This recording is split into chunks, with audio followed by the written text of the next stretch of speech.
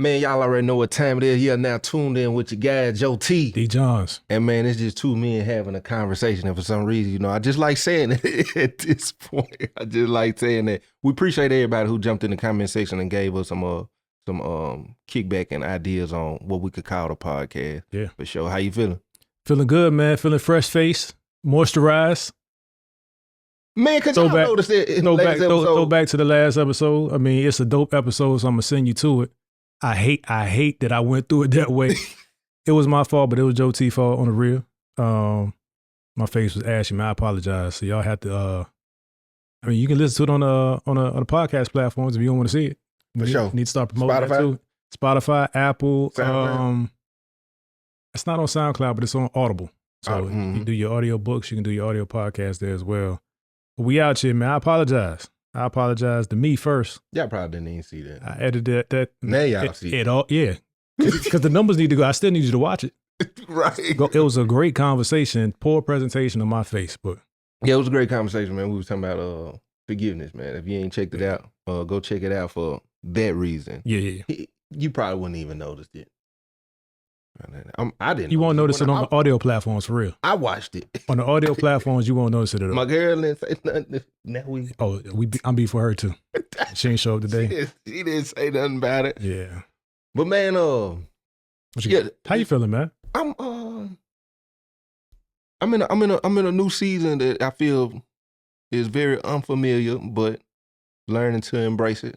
I think it's probably gonna be a part of this conversation too. Got it. But other than that, man, I'm great, man. Been trying to eat a little healthier. Sure. Working out more.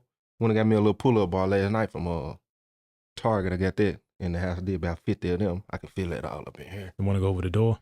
Yup. Okay. Yeah. Keep the camera rolling. I've seen some people fall off that. Yeah. Camera rolling. Got that shot. But other than that, man, I'm grateful, man. Thankful.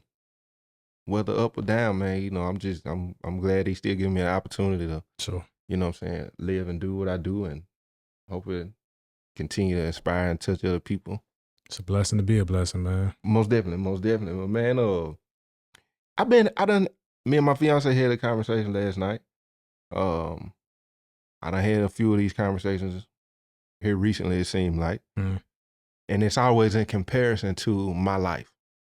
Okay. Sometimes I don't like it, but I understand it because you're trying to get understanding from other people, I guess, that you think you assume have a better connection to the Most High than you. Gotcha.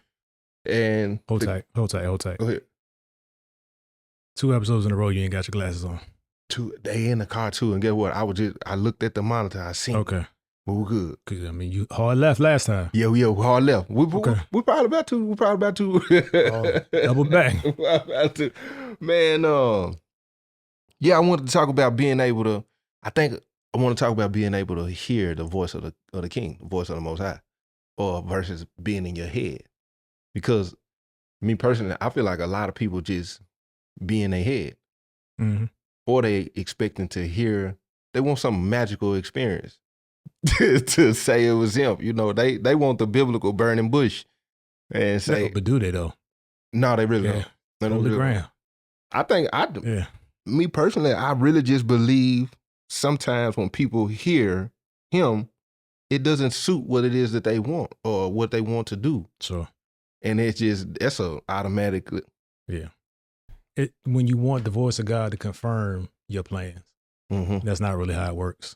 So if you want to be open to the voice of God and his plan, oftentimes it has to realign the way you think, the way you approach, may realign what you watch, what you listen to, who you're around, all of those things. So it's one piece of that that's it's related to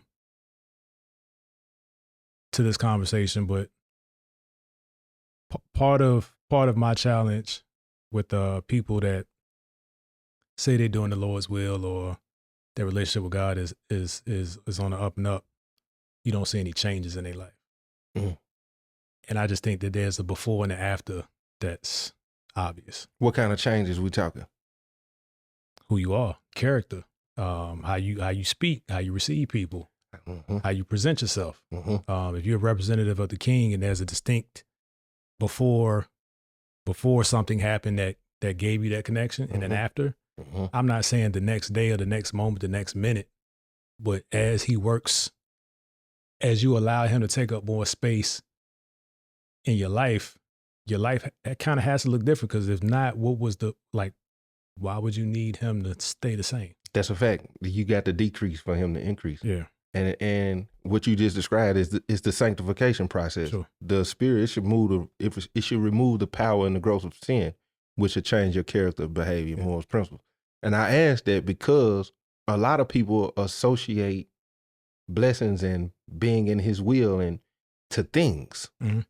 And when they doing that, and you can be in front of somebody or be inspired by somebody that have all the things. Character, horrible. Yeah. The way they treat people, horrible. I'm talking about everything off. So it's important to make sure you realizing what's what when you talking about when you having that encounter. Yeah. When it comes to hearing the voice, when we was talking last night, a lot of people think, probably most people who watch my platform probably believe that I just hear so clearly. I believe in the mustard seed. I believe in the scripture when he said, draw near to me, I'll draw near to you. Sure. Lean not unto my own understanding, but acknowledging him in all my ways, he shall direct your paths, which is plural. And in my opinion, I feel like, whatever those paths is, if you center and not leaning, he can meet you wherever that is. I use coming to Dallas, for instance. I just got out of a relationship. Do I want to say that? It's out there. It is out there. I wrote a book about it. I was in a relationship with my cousin. See, we get on that another time. See what I'm saying? I was in a relationship. Long story short, we didn't grow up together. No excuse. We didn't grow up together. By the time we even found out we were cousins, it was because she was around people that I was related to. She was always around. And by the time they found out we liked each other, then they told us, like, y'all cousins. And really, in our head, we was like, they just saying that because we always around each other. But by the time we did, we found that, we were really cousins. But at that point, we was like, we didn't cross that line now.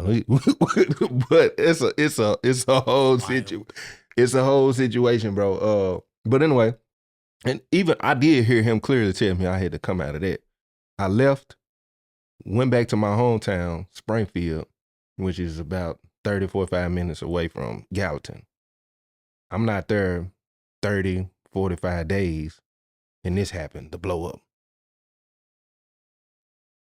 When that happened, it was crazy because I'm like, success is happening in a danger zone.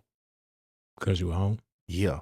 All these people that I know may not have got over stuff. Maybe, you know what I'm saying? I'm just feeling paranoid. This is not a place to be able to relax in what's happening. And I was on live, D-John. And a lot of people probably think, well, he probably heard God to tell him to come to Dallas. I'm on live. And I was just talking about traveling again with my book. And I was asking everybody, like, what cities y'all think I should go to? And it was a person that said, if you want to come to Dallas, you know what I'm saying, I got an Airbnb, which is a whole nother story. But on the live. On the live. Told me they was going to furnish the spot, everything.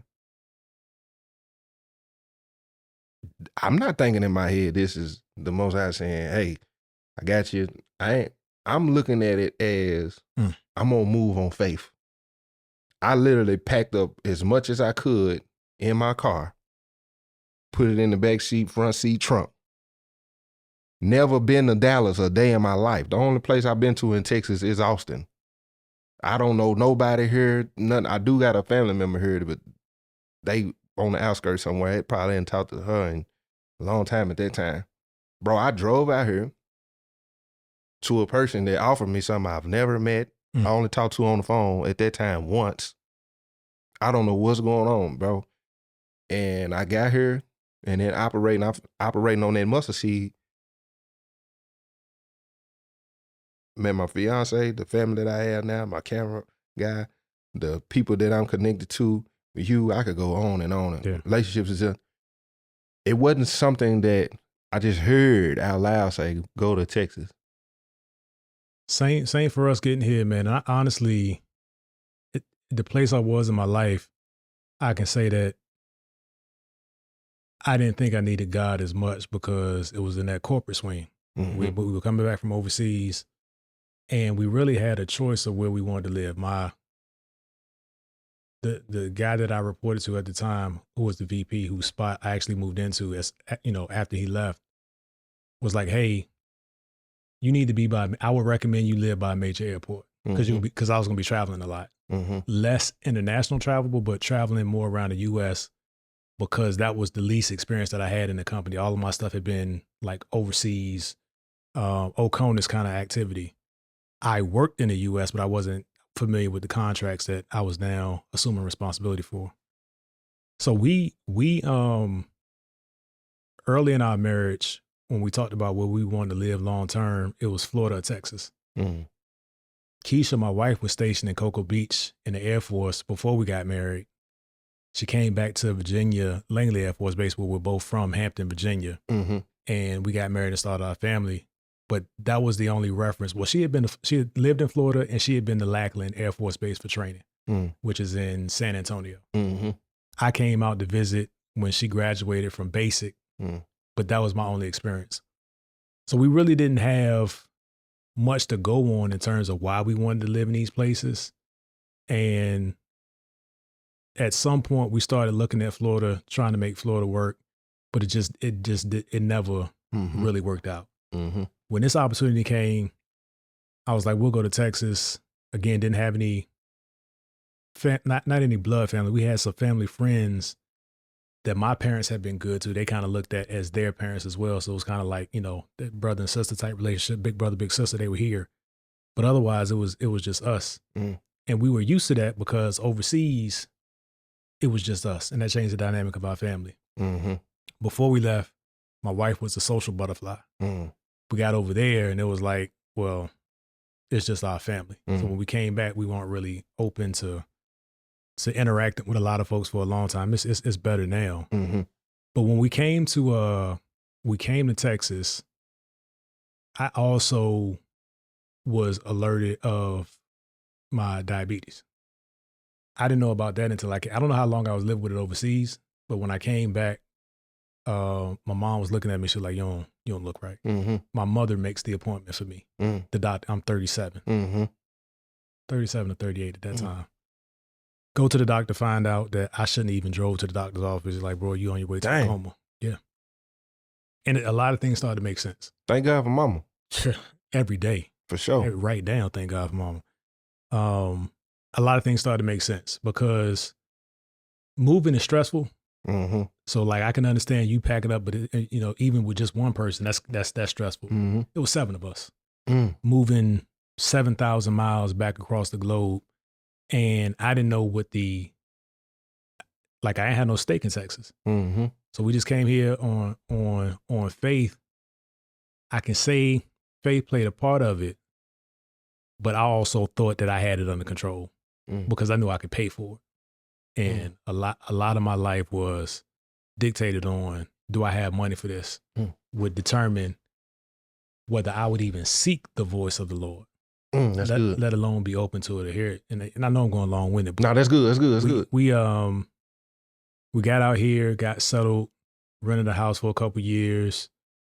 It worked out that we were able to buy the house that we're in now at the right time, which could set us up for the future. And this is also where I've experienced the job loss. So it's a weird dynamic that I know the story is going to be beautiful, but what brought us out here and what's going to keep us out here aren't the same thing. That's real. That's real. Listening to it's 3 different things now. I'm sitting here thinking, when do you want to hear? Ooh. Why do you want to hear it? Oof. Because I've been that way too. Like I pray before I come in, and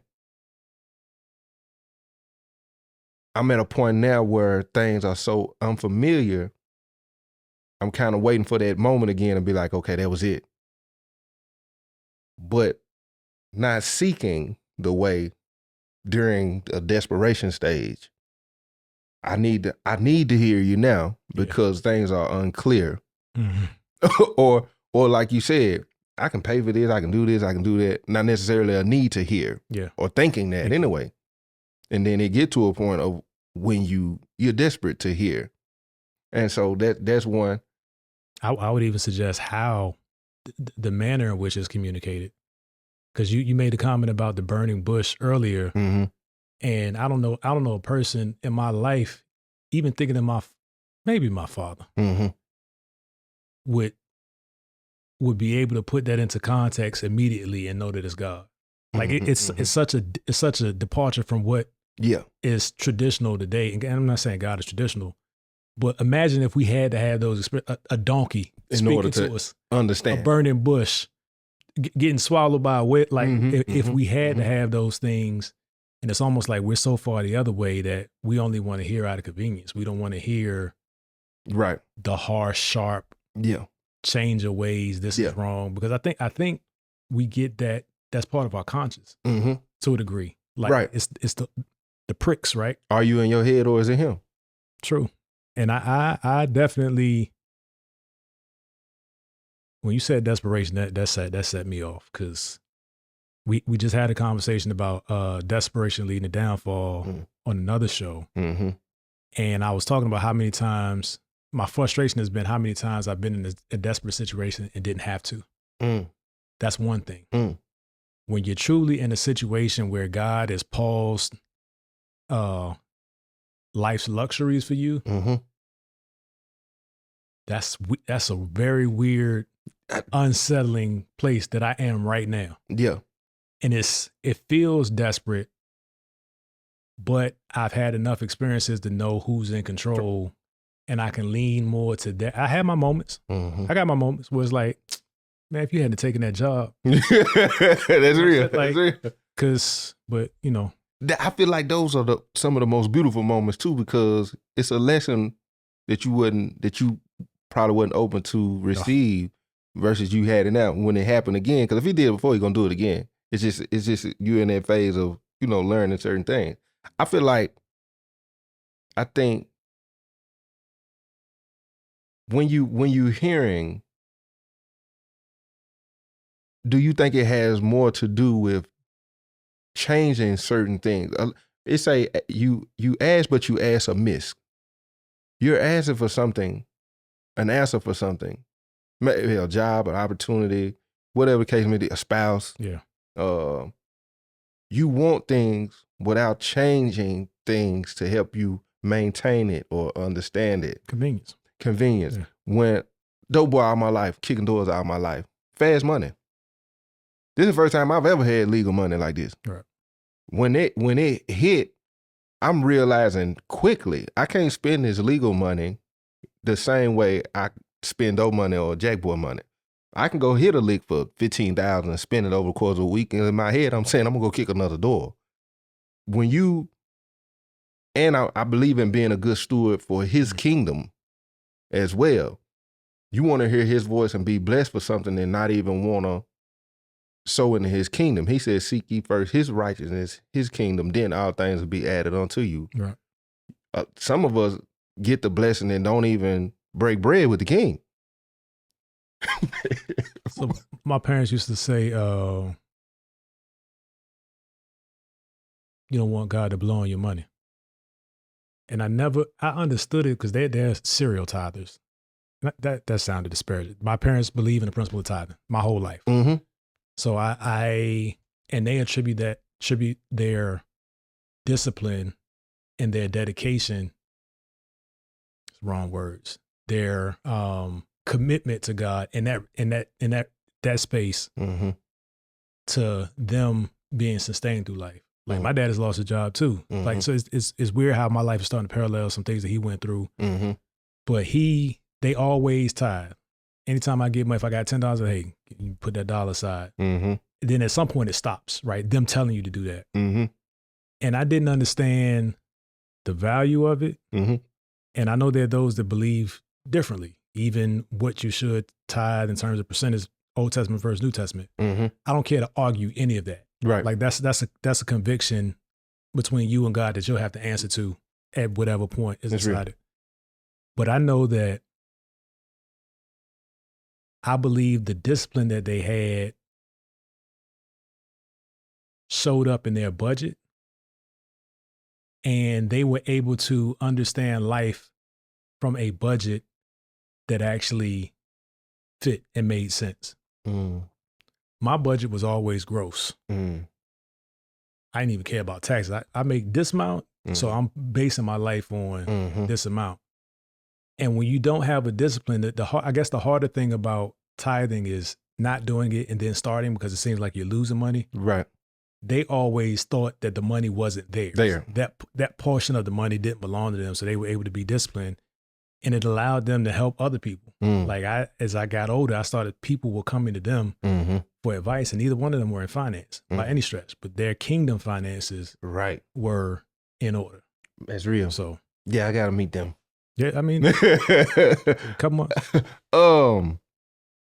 Now the other voice in your head.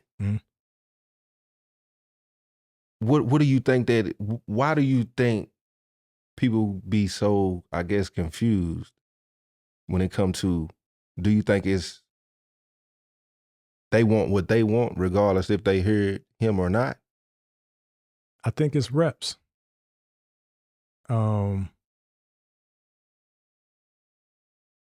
Like you mentioned it on the thing that, I don't know if it was before we started recording after, but you said you got a pull-up bar. You said you knock 50 out. I probably wouldn't knock 50 out if I had a pull-up bar because I don't have the reps.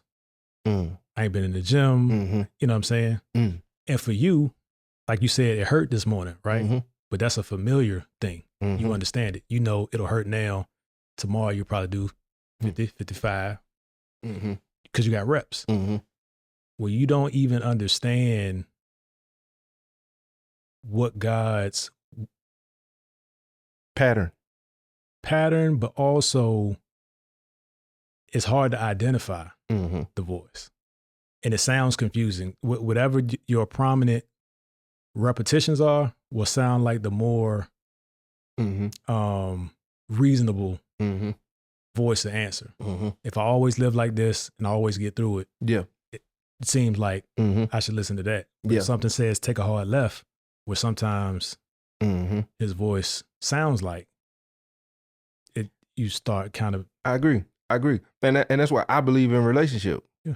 Because in order to, I know you by being around you, nurturing that what we have. I learned certain things about your character. I say this a lot, and some people probably disagree. It's going to be hard to understand things about the nature of God if you don't know his word. If you don't understand it, you may be a dreamer and not understand that he spoke to Joseph in dreams. Yeah. You may not think on, man, I wonder if that was, you may not understand confirmation, something that you thought when he spoke to Gideon, it got to some point where like, you know what, it's going to be somebody that's going to say everything that I told you. You might not understand what confirmation is. You might not understand certain things that when he was asking people to go, because I feel like some of us, we want to hear, if we hear from him, you automatically think it's supposed to be peaches and cream. It still didn't mean it wasn't going to be no process. Yeah. Still didn't mean it wasn't going to be spiritual warfare. It wasn't going to be some financial issues. Suffering. It wasn't going to be some, you weren't going to run into some backstabbers in your family and friends and in your circle. It's still a process, even when he say, yeah, that's me. Yeah. And we want to treat the Most High like this magical genie. Like if I heard it, I know. And that's why I feel like a lot of people tap out, get in their head. Yeah. John the Baptist, which I brought him up before, he heard the voice audibly. That's my beloved son, whom I'm well pleased. Baptized him, seen the dove. Got into a situation for a righteous cause and got in his head. Yeah. Go check an ass was at him, because you're not thinking something like this could happen in the process of what you heard. Right. He told you're going to, and then you started hitting these bumps in the road. where them seeds done been planted and the enemy trying to snatch that up out of you. You get in your head and get the doubt, and now you question that. Was that him I heard in the first place? Because I went through some things when I first got to Dallas, bro. But I kept going, and over time, it started making sense. But a lot of it had to do with him teaching me things about myself. Yeah. In the process of being with me, and realize I did have to get better with my finances. I did have to get better with choosing certain people around me, because I was probably trauma bonding to an extent after hearing the voice of God. Mm-hmm. Same thing Gideon done. Gideon, when he heard the voice, hey, you gonna be the one that's gonna deliver them out of the hands of the Midianites. What Gideon went and done is went and got all the people he wanted to go with him, people he was familiar with. Yeah. I didn't tell you to go get all of them. Now I got to show you the process of how to get rid of all of them people. And you got to learn how to embrace the ones that I want to go with you. Yep.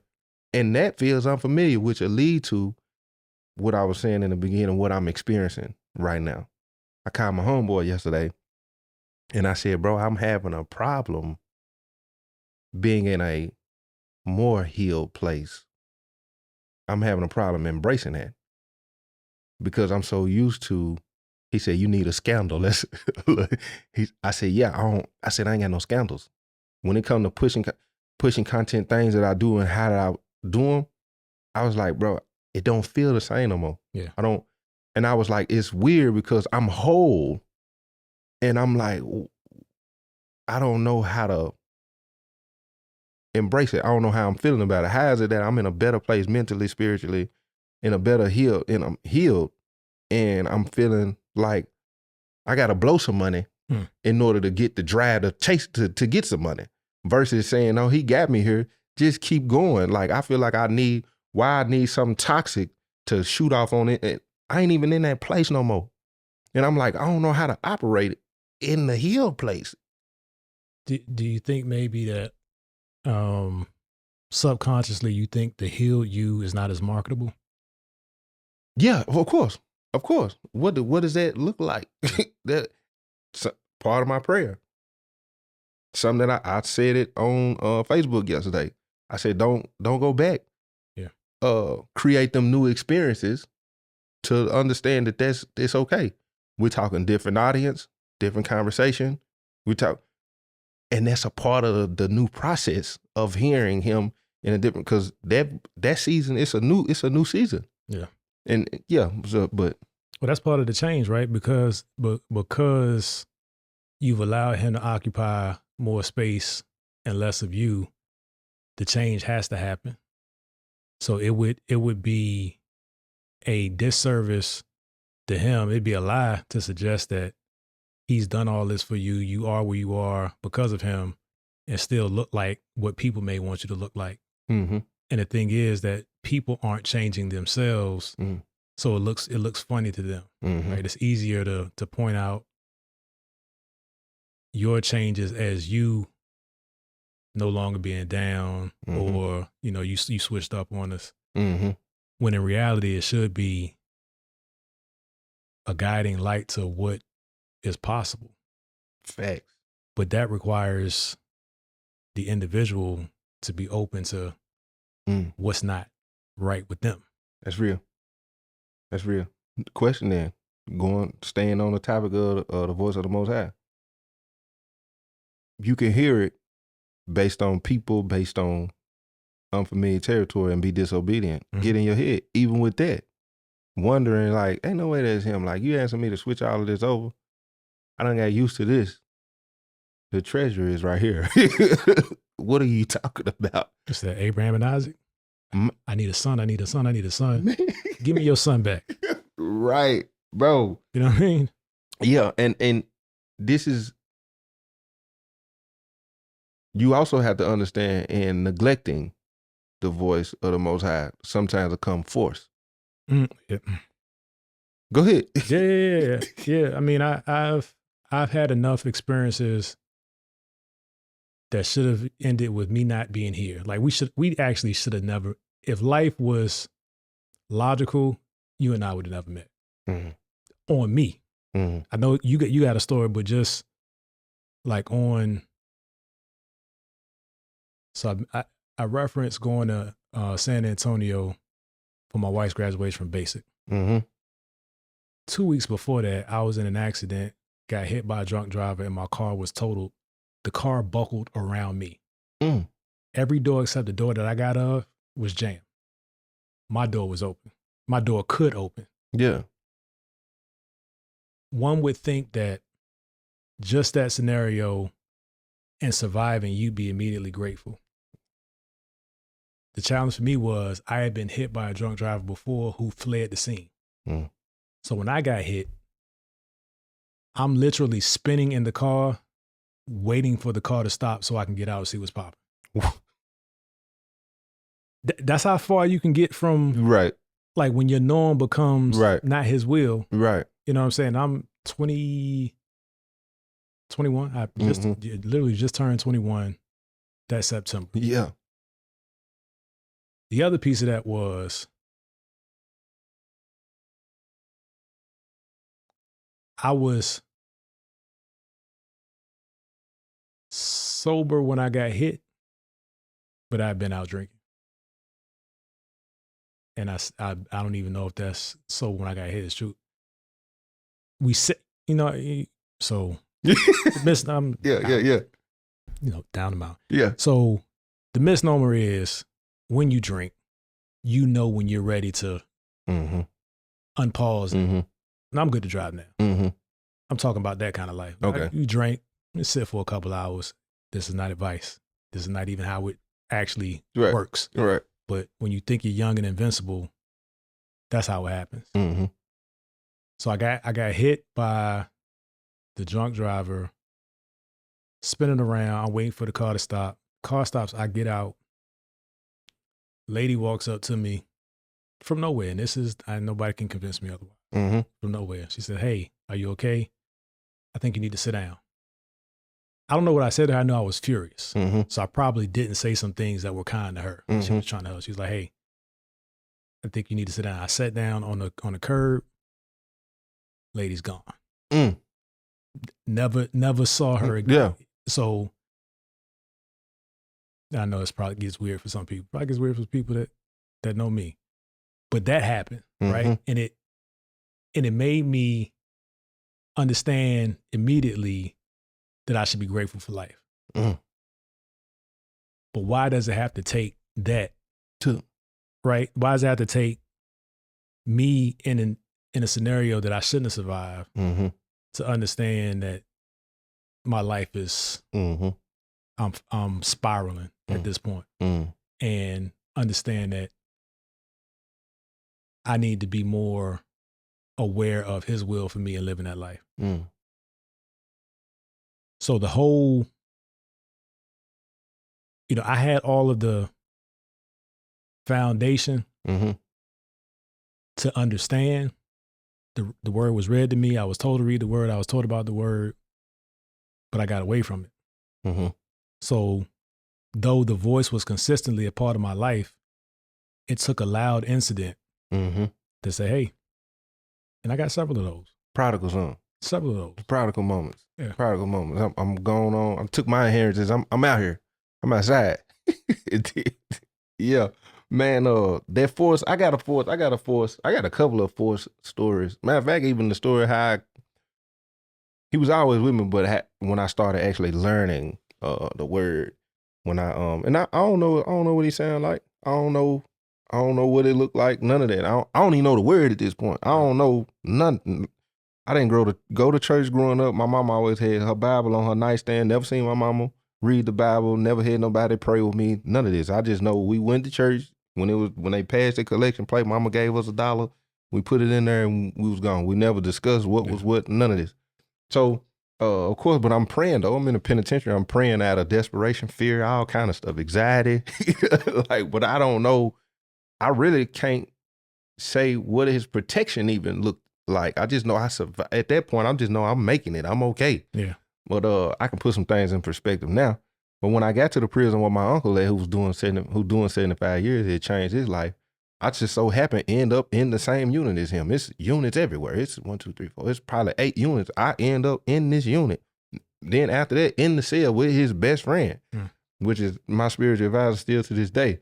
But when I get there, I'm leaving the prison where me and my daddy was cellies, where I was going with the officer who was bringing us anything I wanted. Yeah. So we pretty much was running the penitentiary. I was still basically doing what I was doing on the streets in prison at the time. I get to this prison. I had been to 2 prisons at that point. 2 prisons before this where I was still hustling, doing whatever I wanted to do, however I wanted to do it, when I wanted to do it. I get to this prison. This is the first time in my life it just seemed like anything I tried to do just would not work. So it got to a point of where I said, okay, God, what is it? What is it that you asking of me? What is it that I need to do? Because clearly it's a forced cutoff right here. And I still couldn't hear exactly what it was, but I knew it was something. So I just started reading. You know what I'm saying? Once I started reading and started getting revelation, like things, I felt more at peace just getting to know him before I could even say, he telling me to do this. This is what this finna look like. As I was reading, just certain things that I feel that he put in us started coming out. And that's just as good as hearing him say something. Yeah. You know, the parenting started. Like my mama, it's certain things my mama done told me all my life that I just went against. But if I do right now, it'll make sense why my mama said that. That's how I felt when it came to my relationship with the King. These things been in me. I'm looking to hear a voice, and the teaching is right here. So a lot of people who be in their head as far as wondering if you hearing a voice, what if it's just you just don't understand your relationship with him because you have not got to know him? Yeah. Word is powerful, man. I started listening to a chapter 2 in the morning. It's probably month number 3. Mm-hmm. And I'm actually seeing or hearing, because sometimes I'm just listening, sometimes I'm reading along and listening as well. But without fail, I'll hear something that was familiar to me. I just didn't know where it was, and something will start to click. Mm-hmm. Like I'm in Hebrews now, and that's opening my eyes to a lot of stuff with me since 1st, 2nd Timothy. Mm-hmm. Opened my eyes to a lot of things that I heard, but I didn't really understand the context. I could almost finish a verse, but I couldn't tell you what a verse was or understand where that verse fell in the actual story. Right. So now it's having a different effect, a greater impact on my life, and it's more relatable to me that I can model to and with my kids because I'm actually ingesting it now. Oh, that's good. I'm actually ingesting it now. And the verse that caught me today was, you always talking about milk. I think it's in Hebrews 4 or 5. It's like those that are on milk aren't ready for the solid food, like the whole thing. And I said, oh. Yeah. And that's another thing I love about this, because like our pseudo sparring in terms of ideals and perspectives is forcing me to actually know what I thought I learned. That's real. And I realized I hadn't. So being open to opening God's word and then being open to actually what it says and trusting him that he'll give you the context somehow. Right. Sometimes it means reading more than once. Sometimes it means you got to go read this and then come back and read that. It's got to be committed to it. Yeah. For an example, the scripture it's in, I want to say 2 Timothy. It's either 1st or 2 Timothy. It said he didn't give us a spirit of fear, but a power, love, and a sound mind. It's some people who dealing with anxiety. All of that's going to go into fear. Sure. Procrastination, feeling incompetent, whatever the case may be. All that can tie into that one spirit. You looking or waiting to hear him tell you how to get over it. And your parents, like I was just saying, your parents taught you certain things. You just got to tap into that. You retain that information. It's in you. Yeah. You go read that scripture, it could be the beginning of knowledge of, he didn't give me a spirit of fear, but of power. What is the power? What is the love? What is the sound mind? That's his voice right there. Yeah. That's not a part of me. You confused. When he said, I ain't the author of confusion, you looking to hear him tell, hey, but it's in there. But then he also gonna give you the recipe of how to overcome them things in his word. but you waiting to hear or have this magical supernatural experience, and the whole time you probably just don't know him. And then your shirt, because I've been looking at it since I walked in the door. A lot of times you waiting for him to tell you what to do, and you just got to do it scared. Because that's probably the majority of my journey. Yeah. And I was telling her last night, I said, I can pinpoint certain moments where I knew it was this movie, 21 Days, I can pinpoint it was him. Yeah. How it happened, how fast it came to me, how it flowed, and how easy it was for us to do it. I know for a fact it was him. And not only that, when you hear the voice and you're obedient to it, you also have to realize the pushback that come with that. During that, you best believe the enemy working, because he don't want you to complete that, what you done heard from God. Because when you complete something that you heard from God, regardless of what you may believe, it's attached to people's souls. It's attached to people coming out of bondage. It ain't attached to we finna get bigger houses and cars, and it's attached to somebody's finna start back praying. You got to look at it like you got to know the spiritual part of that. The fate of somebody's soul could literally be tied to your obedience. It is. That's the kingdom. That's what it's about. When he said it's 99 and one winning straight, the whole ministry is about souls. Yeah. So when you obedient, it's attached to, when David was obedient, it was attached to him becoming king and attached to him being over people. It's attached to souls. It's attached to his kingdom. When King Solomon, when he had that prayer and he gave him all the knowledge, King Solomon prayer was, give me the knowledge to know how to handle and lead your people. He said, on the strength of you saying that, I'm going to give you everything else. It's attached to the souls. Yeah. You go read them prayers, it's all about the kingdom and his people. And going back to doing it scared, the movie, I didn't know what I was doing. The set I had built, I don't know how this is finna work. It's causing anxiety. Meeting new people, man, I did all of this and just expected him to meet me there. He said, draw near to me, and anytime I did something, stand on the voice, whether I heard it clear or didn't know, I'm going to move on this, center you in it. Yeah. If it does not work, I'll watch you dismantle it. That's the part. The other piece of staying on the scared theme is, just like success, I think some people are scared of it working. Like, if God is giving you this thing that's so grand beyond your thoughts, his thoughts are, beyond our thoughts and our ways. And you internalize it and you realize that, man, what if this thing works? What is going to require of me? Then, even if it's not a negative thing, even if it's not, what if the pushback comes? It's like, I know there's been times where I was hesitant about success. It's like, this position is for you. When I got put into the role as the leader of an organization in a company, in a fairly big company, I knew I wanted that in words, but I saw enough on the way to it to realize the gravity of it. I feel that. And when I was put in that position, I knew I was placed there for a reason, and I didn't know how I was going to do it. So that was another one of those moments where it was like, God, I don't take the ego out of me, and kind of your will be done, because the higher you are, the more people can see you from the bottom. Woo! And the fewer targets that are that high. So yeah. It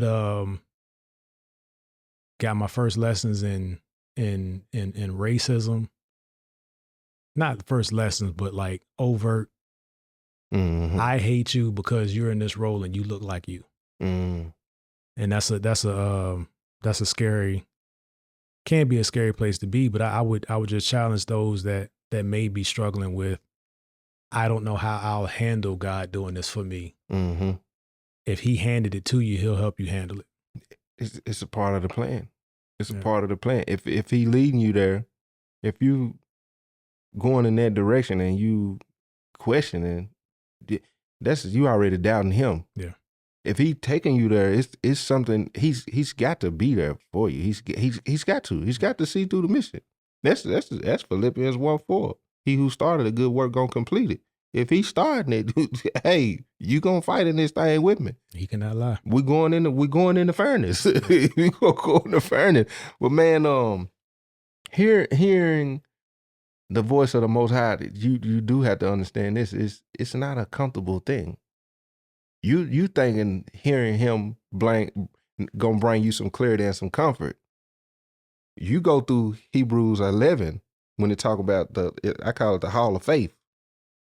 When he was asking them, when he was telling them what to do, for one, it was something, it made them like, dude, hold on. You want me to do what? Right. You want me to do? It's not always a comfortable thing. Yeah. And what I wanted to tell my girl last night was, because now I done got to a place of, you got to stop trying to convict people. It's not your job. It's not your job. Yeah. So I'm just listening to her talk. But as I'm listening to her talk, I realize she's feeling them convictions too. And she waiting for me to, but I'm just, come on with it. Yeah. I got you. Let it go. Let it come on out. But that's that pregnant pause when you know the voice of the Lord is clear. You keep giving them one more. If you give me the car, right? Yeah. Right, now, if you give me free gas for a year, then I know you want me to go take food to the homeless. We serious it out more often than we should. Not that it's not a serious thing, but we put so many qualifications on God to show us why we should trust him that we lose out on the blessing or the timing of a blessing. That's true. Gideon is a prime example. When he heard the voice, harden not your heart. That was another one of the verses that came up. My guy said, if it is you, do this and do that. He did it. He said, I tell you what, I seen that, but do this for me too. You know what I'm saying? And this is what I wanted to tell her though. Get back to what I wanted to tell her. Sometimes his voice so clear. It can't be him. Cannot. Ain't no way. And when it's that clear, it's really something simple. It's just not what you thought he would say or what he would thought he would have you do. Let's talk about not completing the task. Mm-hmm. Right? Because sometimes God will give you something that'll stretch you, and you think the blessing is being stretched to that point, where his instructions were to go beyond that point. But we want to get comfortable overcoming that period of discomfort, and we're like, God, I'm gonna get off here. You brought me here. You know what I'm saying? I'm gonna chill in the blessing. I know you wanted to take me there, but I don't know if I want to go through that again. And I'm thinking about all of the things that, and for me, like I talked about last time,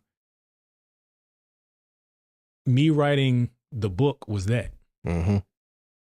So it did a lot for me to write it. It was cathartic to write it, but it wasn't for me. I wrote the book and didn't tell nobody. Wait a minute. You know what I'm saying? Like, you got a book, you got a book, you got to keep telling people about it. But I was like, man, this changed me. So I'm cool with what it did for me. Ooh. But the instruction was that this is to go out into the world. Ooh. Joseph. He said in order for many people, like it happened because it's supposed to touch many people. It just wasn't for you. I think that's a cautionary tale that my whole life is cautionary tale. Maybe that's a fear. My next podcast. I think a lot of people, and that's going back to the fear of the success. Even though you don't know what the success look like or what come with our definition of success in our mind, the Most High, he ain't looking at it from a definition of success. Yeah, it's kingdom. This is what you were built and created to do. He said, "I knew you before the womb." Yeah. We seeing little glimpses of you. You can see your creativity the minute you walk in this door. He saw all of this before. Everything he created, you the books, the editing, all of that. While I was complaining about a job that he gave me. Listen, I'm terrible. And then in being able to terrible. Being able to work the thing, and you know it within yourself. I told her last night. I said, she said, "Do you feel like you be disobedient sometimes? Have you missed opportunities, whether you heard it or not?" I said, "Plenty of times." I said, I'm antisocial at times. I said, I could sit in the house for days and be chilling. When he could say, you could have been out mingling and networking and met in no telling who. Yeah. And with the platform that I allowed you to build, sometimes you sitting on it, but going back to wondering what that other level of success, the process to get to this point, it was cool, but it's been stressful at times. But it's all a part of the process of building their character, going through tribulations, knowing how to handle trials, knowing how to handle people, demeanor, like all of that's a part of the process for you to get to the next, that where he gonna take you. Yeah. And sometimes, like you said, you just be like, I'm chill right here. It's all related, man. If you just sit back and think about, with all the misses that we have had, think about the times where you were obedient if you hadn't done that obedient thing. Man. And how that spider web or the ladder would have stopped right there. Mm-hmm. Sometimes that's enough perspective for me, and it gets me back on point. But I definitely have struggled with making chaos out of hearing his word. Because like you said, he's a God of order. He's not the author of confusion. But I have inserted, with doubt that have made things to appear chaotic that he intended for a divine purpose. And I want to add this. We miss. He don't. The parable of the talents. I gave 1, 5, 1, 4, 1, 2, and 1, 1. The one with the 5 went and doubled. The one with the 4 went and doubled. The one with the 1 went and buried. When he came back, he said, you know what? I'm going to take that and give it to somebody else. So the minute you are and you sit, don't think for a minute that his plan ain't going forward because you want to be disobedient. He's just taking it and giving it to somebody else. But that's where it should be a light bulb to you, because we all get them confirmational moments where you hear something or you see something like, man, I was thinking that. I was finna do that. That's your portion. He done gave to somebody else. Cause you wanted to sit on it. But man, and we all learning. Ain't nobody got all the answers.